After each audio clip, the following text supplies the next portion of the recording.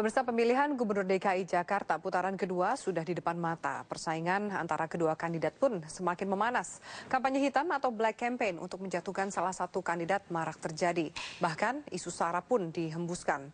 Pemerintah pusat pun akhirnya ikut berbicara untuk menenangkan situasi. Inilah salah satu selebaran yang ditempel di Masjid Ahmad Yani di kawasan Menteng, Jakarta Pusat. Selebaran ini berisi himbauan yang mengatasnamakan Majelis Ulama Indonesia DKI Jakarta serta Forum Ulama Jakarta untuk memilih pasangan gubernur dan wakil gubernur yang memiliki agama yang sama. Selebaran ini menjadi salah satu kasus terjadinya black campaign atau kampanye hitam dalam pemilihan gubernur DKI Jakarta putaran kedua. Menjelang hari pencoblosan pada 20 September nanti, beragam kampanye hitam yang menyerang kedua pasangan terus terjadi. Bahkan, isu SARA pun digunakan untuk saling menjatuhkan. Kamis siang, simpatisan pasangan kandidat Joko Widodo Basuki Cahayapurnama mencopot sejumlah spanduk bertuliskan Jokowi Gubernur, Mega Presiden.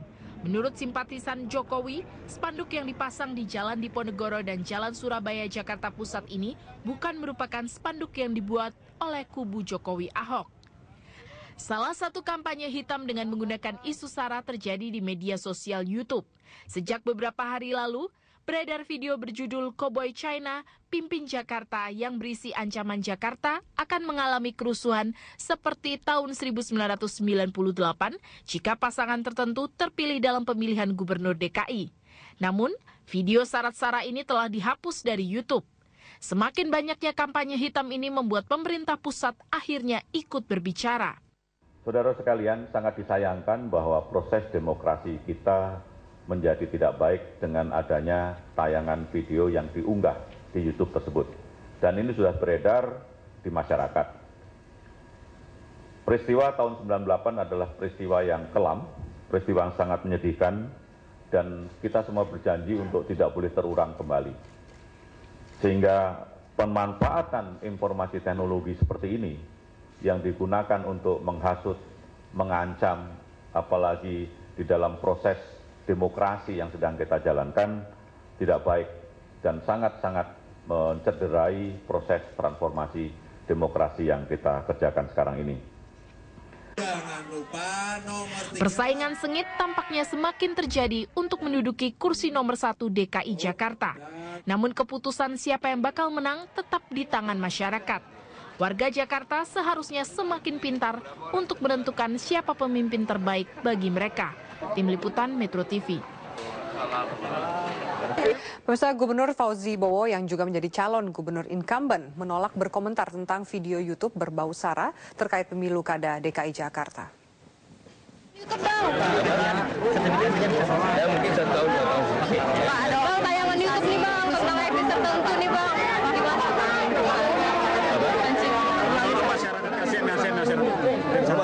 Sedang dalam proses, karena itu kan yang memiliki banyak pihak, bukan cuma DKI. Yang DKI punya udah rapi, yang belum itu yang sedang kita harus berikan dengan pemerintah pusat. Bang, tentang tayangan YouTube sendiri gimana bang? Soal YouTube Pak, udah cukup bos.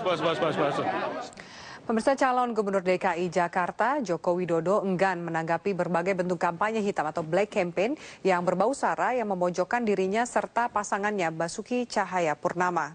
Jokowi yang tengah mengunjungi warga Jakarta di Jelambar Baru Grogol, Jakarta Barat ini mengaku tidak menghiraukan semua bentuk kampanye hitam yang ditujukan kepadanya. Jokowi juga meminta agar masyarakat tidak terpancing dan berprasangka buruk terhadap segala bentuk kampanye tersebut. Menurut Jokowi yang tengah bersilaturahmi dalam rangka Idul Fitri ini menyatakan seharusnya perang kampanye yang dilakukan kedua kandidat adalah tentang visi misi untuk membawa Jakarta lebih baik, bukan tentang latar belakang para calon. Terkait dengan maraknya kebakaran di Jakarta, Jokowi juga menyatakan dirinya memiliki jurus baru untuk mengatasi kebakaran, sama seperti yang sebelumnya ia terapkan di Solo. Namun Jokowi belum mau bercerita terkait metode untuk mencegah kebakaran di Jakarta ini. Ini kan pilgub itu urusannya gubernur, jangan urusan kemana-mana. Jadi nggak usah lah kita tuh pakai isu-isu yang lain ya, pakai isu agama, isu etnis, isu apa presiden, isu apa, jangan lah. Ya, ini isunya isu pilihan gubernur. Jadi kalau bisa ya sampai menyampaikan program gitu loh. Adu program, adu visi, adu menyelesaikan masalah. Panwaslu DKI Jakarta mengaku sudah menangani sejumlah kasus terkait kampanye hitam dan isu SARA dalam pemilihan Gubernur DKI Jakarta. Namun banyak laporan yang tidak bisa ditindaklanjuti karena minim bukti dan tidak adanya saksi-saksi. Menurut Ketua Panwaslu DKI Jakarta Ramdan Syah, video YouTube berunsur SARA termasuk kasus yang sudah ditangani oleh Panwaslu sejak 1 hari sebelum hari Lebaran lalu. Berdasarkan hasil penyelidikan Panwaslu, peredaran video ini sudah masuk ke dalam ranah tindak pidana umum karena diduga melanggar Undang-Undang ITE dan KUHP tentang penghasutan dan penghinaan. Begitu juga dengan kasus kebakaran karet tengsin di mana Fauzi Bowo sempat mengucapkan kata-kata terkait Solo saat berdialog dengan korban kebakaran. Namun Panwaslu kesulitan menangani kasus ini karena para saksi sulit untuk dipanggil. Sejumlah kasus berbau SARA lain yang juga ditangani oleh Panwaslu adalah laporan ceramah Rhoma Irama dan ceramah tokoh agama di sebuah masjid di Jakarta Timur. Bedakan antara yang namanya black campaign sama negatif campaign. Yang dilarang itu adalah black campaign. Black campaign itu pengejawantahannya dalam Undang-Undang 32 2004 adalah dalam kampanye dilarang menghasut, dilarang menghina suku, agama, ras, antar golongan, dan menghina seseorang. Nah, kalau dia melakukan penyerangan terkait dengan program, katakanlah misi-misi program pasangan calon tertentu, itu lebih disebut negatif campaign. Ya pemirsa, dialog akan kami hadirkan saat lagi, laga panas jelang putaran kedua DKI Jakarta. Tetaplah bersama kami di Metro hari ini.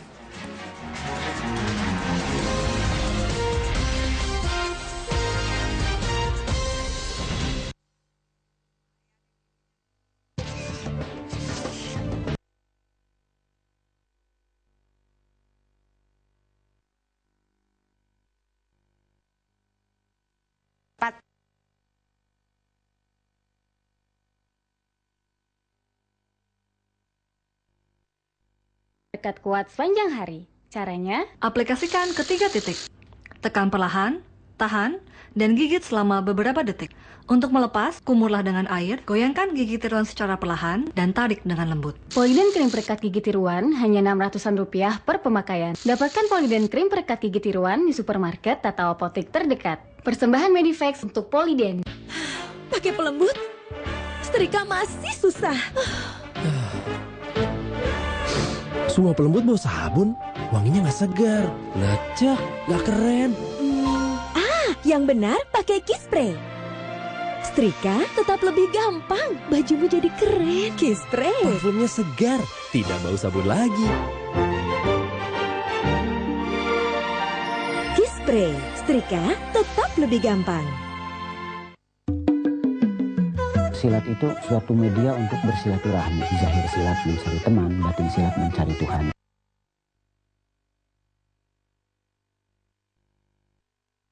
Terima kasih Anda masih bersama kami di Metro hari ini. Pemilihan Gubernur dan Wakil Gubernur DKI datang. Silat mencari Tuhan.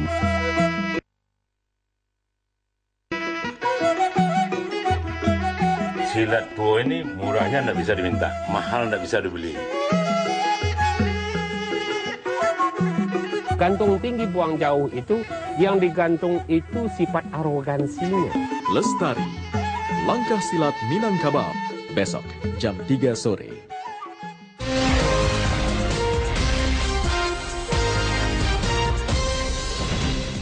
Terima kasih Anda masih bersama kami di Metro hari ini. Pemilihan Gubernur dan Wakil Gubernur DKI Jakarta putaran kedua akan dilangsungkan pada tanggal 20 September mendatang.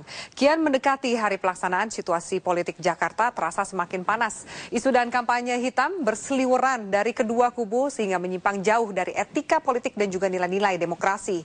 Panas jelang putaran kedua, inilah yang akan kita perbincangkan atau dialogkan pada sore hari ini. Di studio telah hadir ada Ketua Panwaslu DKI Jakarta, Mas Ramdan Syah. Selamat sore, Mas Ramdan Syah. Kemudian ada juga juru bicara dari sebelah kanan, ada juru bicara dari tim Jokowi Basuki, Mbak Rike Diah Pitaloka. Selamat sore. Selamat sore. Waalaikumsalam, selamat sore. Dan juga ada juru bicara dari tim Vokenara.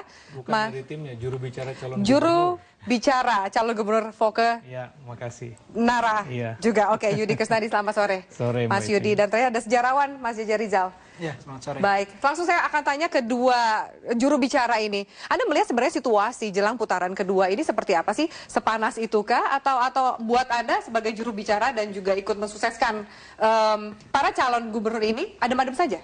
Mbak Rika, silakan. Pasti ini sebuah pertarungan politik, dibilang adem-adem saja tidak mungkin ya. Apalagi dengan tenggat waktu yang cukup singkat saya kira, dan nanti Panwaslu bisa menjelaskan memang tidak ada waktu kampanye khusus dalam putaran kedua ini. Tentu ada upaya-upaya untuk melakukan bagaimana lebih mensosialisasikan visi misi dari, kalau dari kami mensosialisasikan visi misi kedua calon, yaitu Jokowi dan Basuki. Tetapi mengenai kalau dilihat ada negatif, kampanye negatif, saya tidak mau menggunakan istilah black campaign karena nanti teman saya Bung Rizal tersinggung ya. Jadi saya kira kami tidak ingin menanggapi hal tersebut karena saya kira ketika bicara soal isu SARA maka persoalannya bukan hanya persoalan DKI, persoalan NKRI. Dan kami mengapresiasi sikap yang cukup cepat dan tegas dari pemerintah pusat dengan menutup salah satu YouTube yang menaik video yang terdapat di YouTube. Nah, tapi intinya bahwa kita tetap melakukan sosialisasi tentu saja, tetapi saya juga ingin mengatakan hal yang cukup penting. Kami ingin menyampaikan rasa prihatin sedalam-dalamnya atas banyaknya sekali kebakaran di DKI. Hari ini saja 6 titik gitu. Oke, baik. Kalau Anda sendiri Mas Yudi melihat bahwa situasi politik saat ini jelang putaran kedua ini seperti apa? Karena kan juga masyarakat yang menjadi korban dibingungkan dengan berbagai politik yang dikaitkan dengan isu SARA. Ya, pertama saya seperti Mbak Rike ya. Kami juga turut prihatin dengan musibah kebakaran yang melanda DKI. Dan kami yakin ini sebuah musibah ya. Kalaupun ada isu-isu atau berbagai rumor yang berkembang di seputar itu, saya pikir itu tidak bertanggung jawab. Dan kita harapkan kepolisian segera menyelidiki faktor-faktor penyebab musibah tersebut yang tidak terlalu jauh merugikan masyarakat. Terkait dengan kehangatan isu-isu yang ada sekarang, saya pikir faktor media juga berperan sangat penting, tidak hanya sekedar menghangatkan tetapi memanaskan. Padahal sebetulnya dari kami sendiri baru mengetahui adanya sisi panas ya dari isu-isu apakah yang disebut dengan negatif campaign, black campaign, atau mungkin isu SARA tanda kutip, itu kita ketahui dari media. Karena pada hakikatnya dari tim sukses Fauzi Bowo dan Nahrawi Ramli sendiri tidak memiliki strategi atau kebijakan untuk menjadikan isu-isu negatif tersebut sebagai bagian dari kampanye kami. Nah, kalau terkait dengan hal tersebut, maka aparat terkait ataukah institusi terkait, termasuk Panwaslu, KPU, ataukah kepolisian, silakan ya mengusut tuntas hal tersebut. Baik, Mas agar Yudi, tidak menjadi fitnah. Tadi Anda mengatakan itu adalah tahu dari media seperti itu. Tapi kan Anda punya tim sukses, kemudian yang juga memantau. Apakah ini artinya adalah tim sukses tidak tahu menahu bagaimana selebaran bisa terjadi, kemudian video bisa diunggah dan seperti itu? Sejauh mana pengawasan dari tim sukses dan juga jubir sendiri? Tim sukses kami itu terfokus bagaimana putaran kedua yang akan dilaksanakan pada tanggal 20 September nanti itu kita bisa memenangi proses kampanye ini secara elegan. Jadi tidak terfokus menangani isu-isu negatif, tidak terfokus pada masalah-masalah black campaign karena kami sendiri tidak memiliki kebijakan tentang black campaign, tentang negatif campaign. Pasti tidak ada yang akan mengatakan memiliki kebijakan itu, Mas Yudi. Kalau orang lain yang bicara, Anda boleh meragukan, tapi kalau saya yang bicara, insya Allah aku yakin. Saya sih netral aja di sini. Saya lempar dulu sebentar ke Mas Rizal. Mas Rizal, saya sempat baca, Anda sempat mengatakan statement bahwa kita tahu Jakarta adalah melting pot dari Indonesia, di mana isu SARA itu sangat sensitif dan juga rentan sekali. Bagaimana Anda melihat perkembangannya sejauh ini? Ya, kita harus ingat bahwa Jakarta itu dibentuk oleh ragam etnik, ragam ras, ragam agama begitu. Dan kita melalui proses yang panjang sekali untuk ketemu yang namanya Indonesia, dan itu terjadi di Jakarta menurut saya gitu. Jadi kalau misalnya kita melakukan kampanye, istilah black campaign gitu ya, kampanye hitam yang mengedepankan kembali urusan ras, agama, etnik begitu, artinya kita mundur begitu. Dan kita mengkhianati keindonesiaan kita, cita-cita proklamasi kita. Dan kita harus ingat itu terjadi di Jakarta, dan artinya Jakarta harus jadi percontohan. Jadi saya bilang, harusnya menurut saya politisi itu menanggapi black campaigns ini berpikir untuk membuat menjadi black is beautiful gitu. Bagaimana caranya begitu? Dibalas Marika, black is beautiful. Saya pikir harus dibuat black is beautiful misalnya dalam kasus kebakaran begitu ya. Kenapa tidak dibikin polemik yang lebih beautiful gitu, yang lebih cantik? Kenapa sih sampai bisa terjadi kebakaran? Bagaimana dengan pemadam kebakaran kita yang menurut saya 7 unsur dari pelayanan publik yang sangat berpengaruh terhadap kebanggaan orang Jakarta terhadap Jakarta itu adalah bagaimana mereka mendapat perlindungan dari kebakaran. Dan nasib pemadam kebakaran kita buruk sekali. Sampai saat ini cuma nggak ada 100 pos pemadam kebakaran di Jakarta. Oke, harusnya seperti itu kekurangan dimasukkan. Iya, harusnya black campaigns itu kalau politisi seperti Mas Yudi ngomong kami berusaha menang elegan, kami berusaha memikirkan program-program yang jenius, yang bisa memberi solusi bagi persoalan-persoalan Jakarta. Begitu juga Mbak Rike sebagai jubir, harusnya menurut saya juga kenapa nggak dibawa ini ke yang beautiful black campaign ini begitu? Belum, segmen ini kalau boleh saya ngomong. Jadi saya kira kita mengenai kembali isu SARA itu tidak akan diperpanjang. Pak Jokowi sendiri dengan adanya beberapa tempo hari yang kemudian juga termasuk menyerang orang tuanya itu sudah memaafkan, alhamdulillah ya. Dan saya kira kami tidak akan memperpanjang karena yang bersangkutan juga sudah memaafkan. Mengenai kebakaran di DKI ini tentu ada beberapa persoalan yang akhirnya membuat kita pun harus berpikir keras. Solusinya apa?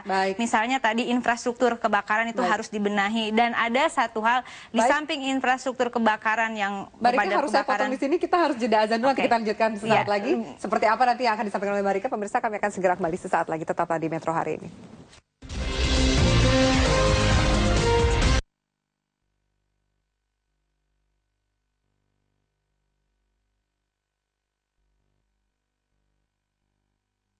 Tetapi ketika ditetapkan sebagai pasangan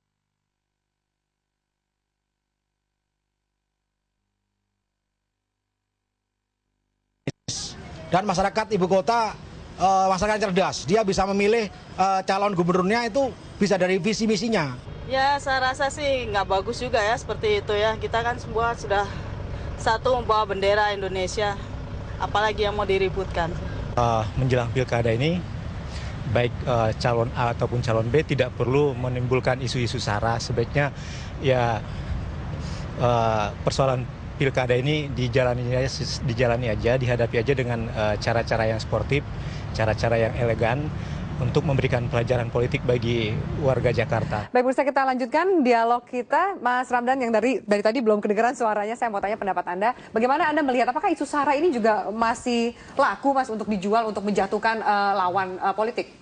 Pertama, saya harus jelaskan bahwa kita punya persoalan dengan produk hukum Undang-Undang 32 yang menyatakan bahwa kampanye itu 14 hari, misalnya dalam kampanye pemilu kada. Sementara dalam Undang-Undang pemilu legislatif misalkan, itu 9 bulan. 5 hari setelah ditetapkan sebagai peserta pemilu, maka dia melakukan kampanye hingga 3 hari menjelang hari pencoblosan. Tetapi ketika ditetapkan sebagai pasangan calon gubernur dan wakil gubernur, itu harus nunggu dulu 40 hari baru kemudian masuk kampanye tanggal 24 Juni sampai tanggal 8 Juli, 9 Juli.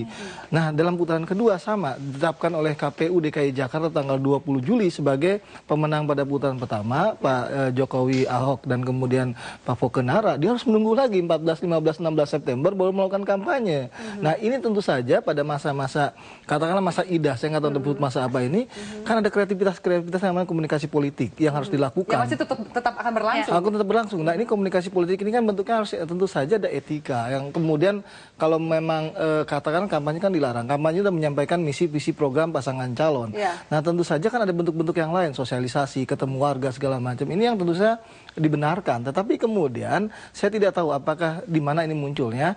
Kalau tim kampanye dan pasangan calon yang selalu kami koordinasi itu mereka paham persis bagaimana kedua belah pihak ini berkampanye dengan Panwaslu untuk stop isu SARA. Tetapi kemudian kita lihat ada yang namanya sayap-sayap dari tim kampanye, bahkan kemudian simpatisan yang mungkin tidak terjangkau oleh tim kampanye atau tim sukses pasangan calon. Itu tanggung jawab siapa? Kalau misalnya sayap-sayap yang Anda yang katakan tadi tidak terjangkau itu, sejauh mana Anda melihat dan siapa yang akan bertanggung jawab dengan isu-isu yang beredar itu? Nah, sekali lagi contoh ya, saya ingin berikan contoh dulu. Ketika ada namanya spanduk yang bunyinya etnis tertentu dan agama tertentu mendukung pasangan calon tertentu di putaran pertama, dan kemudian mari kita dukung pada putaran kedua. Itu bayangkan di Jakarta Utara aja 51 spanduk, Jakarta Selatan 16 spanduk, Timur 2 spanduk, Jakarta Pusat itu ada 6 spanduk dalam waktu 1 hari.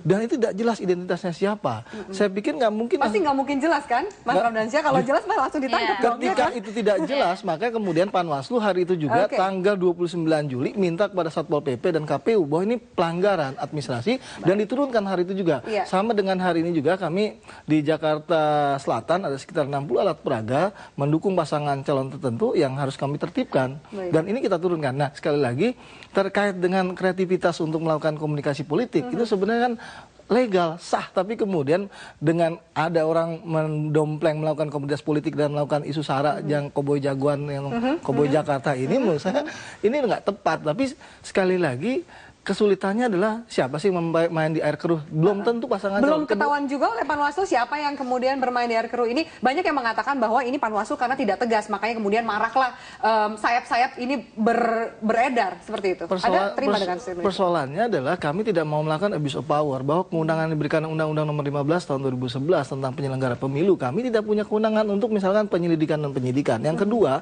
kami sebatas pada rekomendasi. Yang kedua, dalam unsur kampanye, pintu masuknya isu sara itu adalah pintu masuknya kampanye. Pasal 78 itu pertama, dalam kampanye dilarang. Butir A-nya itu Pancasila, jangan diganggu-gugat. Yang kedua, B itu menghasut. Yang C-nya itu menghina suku, agama, ras, antar golongan. Pintu masuknya adalah unsur kampanye. Apa sih kampanye? Pasal 1 butir 23 Undang-Undang 32 2004 menyebutkan kampanye adalah kegiatan untuk meyakinkan pemilih dengan menyampaikan misi-visi program.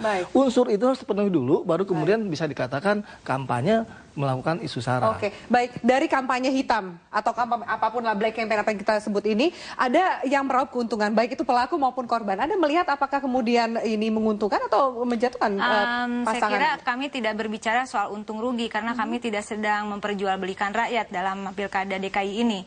Oleh karena itu, tadi seperti yang dikatakan oleh Bang Rizal bahwa kita sedang berupaya ada solusi-solusi yang ditawarkan. Visi misi itu lebih penting. Mengenai kebakaran DKI misalnya bagaimana infrastruktur kebakaran yang formal itu tetap terjadi, tetapi juga di tengah daerah padat penduduk yang luar biasa di DKI ini, maka kita butuh alternatif lain di mana melibatkan masyarakat juga. Dan usul itu datangnya juga dari rakyat sendiri gitu. Misalnya mengenai pawang geni gitu, meskipun beberapa orang mengatakan itu kan zaman dulu. Kok baru kepikir sekarang? Justru itu saatnya kita mendengarkan rakyat untuk menghasilkan sebuah solusi. Itu yang ditawarkan oleh Mas Jokowi sesungguhnya. Tapi balik lagi mengenai isu sara, saya kira tidak ditanggapi juga tidak bisa. Ini harus kita hadapi, sampaikan kepada rakyat, kepada publik, agar terjadi pembelajaran politik.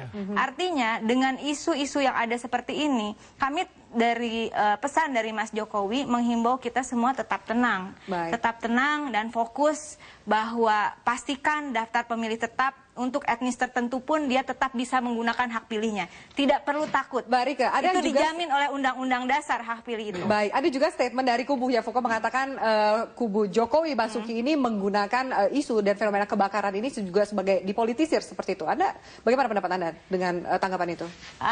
Kami juga tidak akan menanggapi statement seperti itu. Yang jelas yang kami pikirkan bukan saya yang pasti. Saya tidak menuduh, kok ngaku sendiri ya. Jadi saya kira misalnya persoalan kebakaran, di samping infrastruktur kebakaran yang harus diperbaiki, yang menjadi pemikiran kami adalah bagaimana ribuan orang mungkin kehilangan lapangan pekerjaan akibat peristiwa ini. Jadi siapapun, kalaupun itu dianggap ada sesuatu yang sistematis dalam persoalan ini, tolong berpikir ini bukan sekedar bagaimana kemenangan di putaran kedua untuk DKI. Ini menyangkut hajat hidup rakyat yang kehilangan lapangan pekerjaannya. Dan rumah. Ya, betul. Baik, oke. Kalau Mas Yudi, kalau misalnya kita lihat peredaran di YouTube seperti itu, kemudian juga ada selebaran di masjid yang mengatakan memilih calon pemimpin tertentu karena berdasarkan agama atau suku tertentu seperti itu, kubu Anda juga menjadi pihak yang seakan-akan dituduh melakukan hal tersebut, kampanye hitam tersebut. Anda melihatnya bagaimana?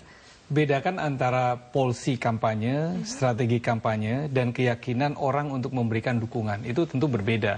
Setiap orang kan tentu memiliki cara untuk memberikan apresiasi dukungan pada calonnya. Apakah kepada Fauzi Bowo, Nahrawi Ramli, ataukah kepada Pak Jokowi dan Basuki. Masing-masing punya keyakinan untuk memberikan keyakinan inilah calon yang terbaik. Anda merasa jadi korban nggak sih dengan kemudian banyaknya kampanye hitam yang justru diarahkan ke kubu Jokowi Basuki? Anda merasa takutnya kan ada pencitraan dan juga perspektif dari masyarakat yang coba Anda dulang untuk meraih suara mereka. Tadi seperti yang Mbak Ivi sampaikan, bahwa kampanye hitam, black campaign atau negatif campaign itu kan merugikan semua pihak. Dan pandangan dari masyarakat DKI pun mereka tidak terlalu terpengaruh oleh adanya kampanye-kampanye hitam yang justru semuanya merugikan semua pihak. Jadi kalau ditanyakan apakah ini merugikan, tentu kami juga dirugikan oleh adanya kampanye-kampanye hitam seperti itu. Karena apa? Ada perspektif bahwa seolah-olah salah satu pihak dari kami juga melakukan itu, padahal kami tidak melakukan itu.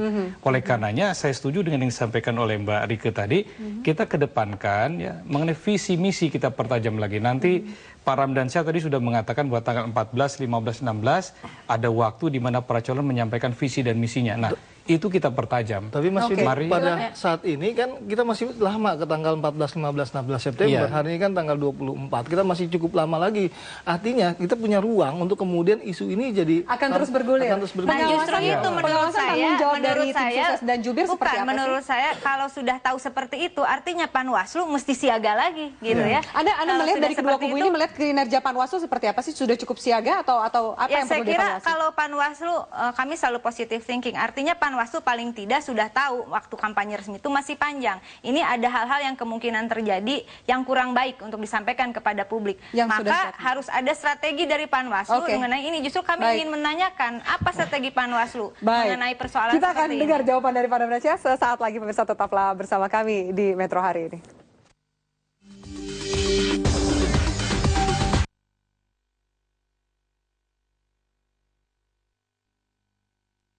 Kan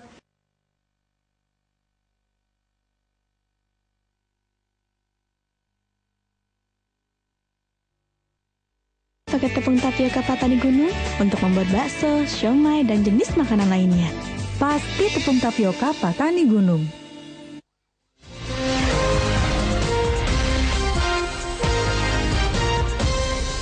Baik, pemirsa, sebelum kita dengarkan apa strategi dari Panwaslu sendiri untuk menghadapi nanti tanggal 14, masih jauh kita mengantisipasi negatif atau black campaign. Saya ke Mas Rizal dulu. Mas Rizal, sejauh ini Anda kan juga sejarawan, bagaimana sih kemudian peta politik di DKI sendiri untuk menduduki kursi DKI 1 sejauh ini? Apakah isu-isu SARA juga sempat terjadi di pemilu kada sendiri atau bagaimana? Ya, saya pikir pemilu kada tahun sebelumnya, Ibu, kita harus lihat itu sebagai pertarungan ideologis ya dan etnis menurut saya. Bahkan Pak Ujibowo dibilang kemenangan masyarakat Betawi karena orang Betawi punya mimpi historis yang panjang sekali. Mereka ingin jadi tuan di kampungnya sendiri karena waktu Orba kan gubernur keluar dari keteknya Ibu Tin katanya gitu.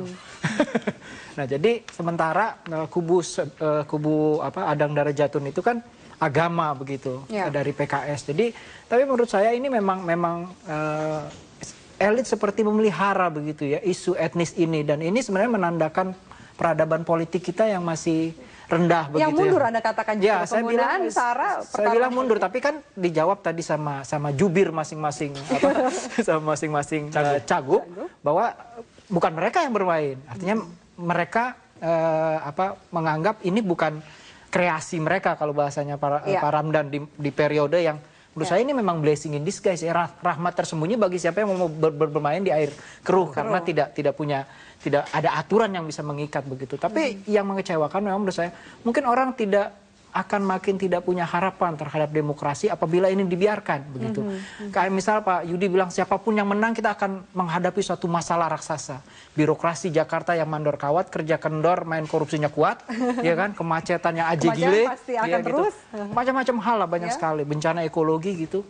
Tapi kita pikir selalu ada jalan keluar begitu. Kita percaya itu dan proses demokrasi akan menjadi arah untuk kita menemukan jalan keluar itu. Tapi dengan membiarkan politik kotor, perang, taruhlah misal pemilu kada DKI ini perang begitu. Dan menurut saya janganlah buat perang yang keji. Dan karena itu tadi saya mengajak setiap ada black campaign itu jadikanlah itu black is beautiful. Tugas politisi menurut saya dengan kecerdasannya dia.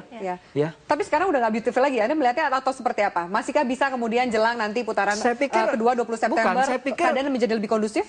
Apa yang dilakukan oleh Poke tadi kita lihat untuk tidak berkomentar, apa yang dilakukan oleh Jokowi juga untuk tidak berkomentar dan kemudian memilih untuk meninggalkan isu ini, itu sudah langkah yang sangat baik menurut saya. Itu akan jadi contoh ini nggak asik loh, nggak oke loh gitu. Jadi kita cari yang lain. Tapi menurut saya juga harus ditambah dong. Harusnya yang kita bicarakan bagaimana membawa isu ini untuk mendiskusikan program yang bisa masuk ke dalam mudah-mudahan. Saya mau ditahan dulu kita. Oke, baik. Semua mendengarkan baik, penjelasannya Mas Rijal luar biasa. Kita dengarkan dulu pendapat Pak Ramdan bagaimana nih Pak Ramdan strateginya. Tadi kan juga mau tahu bagaimana jalan nanti. Jadi strateginya tetap pada supaya nggak ada politik kotor. Strategi tetap pada yang normatif. Misalkan gini, ketika kita semua sibuk dan asik terkait dengan isu SARA, kita harus perhatikan bagaimana sih logistik hari ini di DKI Jakarta. Jangan sampai ini jadi pengalihan isu. Terkait dengan logistik, berapa sih jumlahnya? Sesuai nggak dengan ketentuan 2,5% ditambahkan? Itu yang pertama. Yang kedua adalah daftar pemilih tambahan khusus. Misalkan itu sampai 39.000, benar nggak dibuat sekarang dijumlahkan? Yang terakhir adalah misalkan tentang kebakaran. Bagaimana hak-hak mereka itu didapatkan? Jadi kalau mereka pindah misalnya ke keluarganya, dapat form A8 untuk pindah, kemudian haknya dilindungi. Atau yang namanya TPS di tempat pengungsian tersebut harus ada, itu disediakan. Jangan sampai kemudian isu-isu yang muncul yang katakan memang substansi bagaikan buah simalakama, kata Mbak Rike tadi, isu SARA ini mau dikemas apapun, dijawab tidak dijawab, itu kan akan tetap muncul dan bagaikan buah simalakama. Tetapi strategi Panwas misalkan tadi, bahwa isu yang lain tetap akan kita jalankan secara normatif, tetapi sejak awal terkait dengan isu misalkan SARA, pada putaran pertama Panwaslu saja menemukan alat peraga misalkan satu guru satu ilmu. Itu pada masa kampanye, satu guru kita tahu siapa, kemudian maksudnya nomor urut 1, kemudian gambar pasangan calon, dan kemudian ada juga gambar terpidana. Ini kita tertibkan, hampir 10.000 Mbak Dia. Ada 10.000 alat peraga seperti itu. Ada sudah puas dengan kinerja dari Panwaslu. Jadi saya kira seperti ini. Tadi bahwa dikatakan kalau memang kita rasanya bukan hanya pasangan dan juga timnya dan juga jubirnya yang kemudian tidak membesar-besarkan, dan juga tidak hanya media yang jangan membesar-besarkan isu SARA. Tetapi saya kira institusi-institusi yang terkait pada Pilkada DKI ini, baik KPUD maupun Panwaslunya, harus bersiap diri. Betul, harus bersiap diri. Dan tidak hanya, saya ingin bertanya, ketika tadi mengatakan bahwa harus ada TPS yang dekat di kebakaran, harus ada data yang, ini kan banyak dokumen yang terbakar. Bagaimana strateginya? Anda sudah memastikan apakah sudah dicek sampai ke RW-RW bahwa data pemilih itu ada? Nah, saya kira ini harus ada, yang ada tahapan kinerja itu saya kira bukan hanya kedua calon, tetapi institusi terkait. Kita jangan sampai lupa bahwa Panwaslu maupun KPU dananya dari APBD. Ini adalah uang rakyat. Ada pertanggungjawaban di situ. Ada pertanggungjawaban kepada rakyat. Itu juga penting saya kira. Saya berterima kasih kalau misalnya tadi sudah disampaikan ada strategi-strategi yang cukup baik, itu perlu diketahui. Itu tugas yang kita memang akan tuntut dari kewajiban dari Panwaslu sendiri. Kalau misalnya tadi ada statement bahwa ini politisi, kan bagaimanapun juga ini politik menuju ke sebuah kekuatan, ke sebuah kursi DKI 1. Politisi dituduh memainkan politik kotor, yang penting menang, atau politik bumi hangus, atau tidak sama sekali seperti itu. Bagaimana Anda melihat statement seperti itu? Politisi itu kan macam-macam ya, klasifikasinya macam-macam, tingkatannya macam-macam, ketokohannya macam-macam. Dalam konteks isu-isu yang kita bicarakan ini, saya belum melihat ada satu kategori politisi ya pada tingkat ketokohan tertentu yang ikut cawe-cawe dalam masalah ini. Justru masalah ini diramaikan kan oleh isu-isu di media. Anda nggak melihat ini sebagai satu bentuk politik kotor?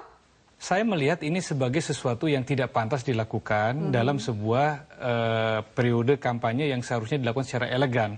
Jadi kami juga tidak mengharapkan adanya isu-isu seperti ini, tetapi kami juga tidak melihat bahwa banyak politisi yang ikut campur dalam persoalan-persoalan ini.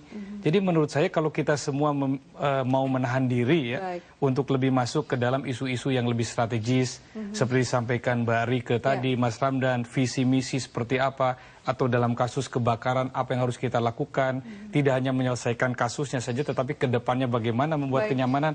Saya rasa itu lebih substan dibandingkan berkutat terus dengan isu-isu yang tidak jelas siapa yang melempar dan tidak jelas siapa yang meraup keuntungan. Dan Oke, Anda merasa bahwa semua jadi korban dalam kemudian pelemparan isu SARA ini. Sejauh mana Anda preventif bahwa Anda menjadi korban lebih jauh lagi? Pengawasan apa yang dilakukan dari kedua masing-masing jubir ini untuk masing-masing calon? Ya tentu setiap kami tampil seperti ini ya, tim kami beritahu, media center kami mengetahui, pasangan calon mengetahui, seluruh tim sukses pemenangan mengetahui. Kita harapkan pesan-pesan seperti ini juga akan diteruskan ke bawah. bahwa dari pasangan kami, Pak Fauzi Bowo dan Nakhruil Hamid tidak memiliki kebijakan sedikit pun untuk melakukan isu-isu yang negatif dan kampanye-kampanye hitam. Jadi kami juga mengharapkan adanya peran seperti Panwas, ada KPU atau institusi lain untuk melakukan law enforcement, ya, sehingga proses kampanye ini bisa berlangsung dengan baik dan menghasilkan pemimpin terbaik bagi DKI. Setuju. Silakan Mbak Rika, ada yang ditambahkan sebelum kita lempar ke Mas Rizal? Jadi saya kira hal yang paling penting adalah kalau dari Jokowi Basuki sendiri, bahwa semua sudah tahu bahwa tidak ada partai kita yang mendukung calon ini cuman itu aja. Artinya kita ini kalau dilihat di atas kertas dan fungsi kepartaian itu berjalan sampai bawah, tentu sesungguhnya bahwa ini kerja keras buat kami. Karena seperti juga di tingkat pusat ini ada akhirnya seperti kubu koalisi dan kubu oposisi. Ini kerja berat buat kami, oleh karena itu saya kira juga mengembalikan kepada institusi-institusi resmi saja tidak cukup. Tentu partai yang ada PDI Perjuangan, Gerindra, dan beberapa partai lain yang ada dalam barisan untuk mendukung Jokowi Basuki ini juga mempunyai tanggung jawab agar pemilu ini berjalan dengan baik, demokrasinya, demokrasi yang bukan sewenang-wenang.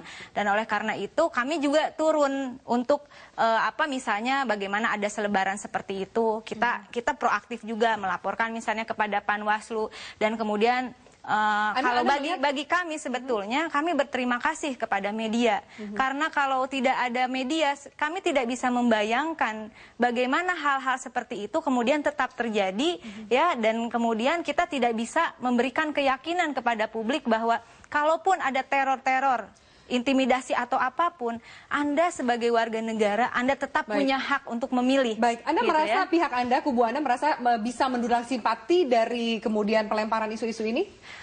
Kami tidak berpikir seperti itu, Mbak. Kita ini kan seperti kami bilang, ini kalau dibilang dari sisi modal juga dari awal kita sudah tertinggal. Dari sisi dukungan partai, kami juga kelompok yang kemudian jadi minoritas dalam pertarungan ini. Kita lebih fokus tadi seperti data itu. Data pemilih itu jangan sampai kemudian ada tiba-tiba sulap dalam pilkada ini. Jumlah pemilih lebih banyak dari jumlah penduduk. Tentu gitu, pasti itu jadi concern, itu jadi perhatian. Nanti kita akan lanjutkan sesaat lagi, Bapak-Bapak. Kami akan hadir sesaat lagi, pemirsa, tetaplah bersama kami di Metro hari ini.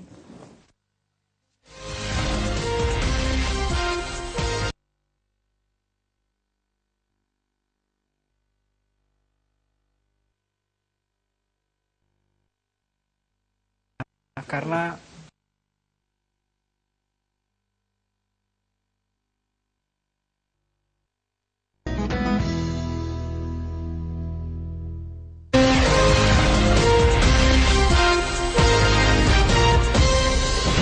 kita sudah sampai di segmen terakhir dialog di Metro hari ini. Mas Rizal, menurut Anda, terakhir juga untuk closing statement Anda, isu SARA ini sejauh mana ini kemudian mempan untuk kemudian memenangkan atau mengalahkan satu calon, dan bagaimana harga politik yang akan dibayar? Saya pikir mahal sekali ya, karena salah satu bahaya paling besar dari siapapun yang memimpin Jakarta itu pesimisme masyarakat.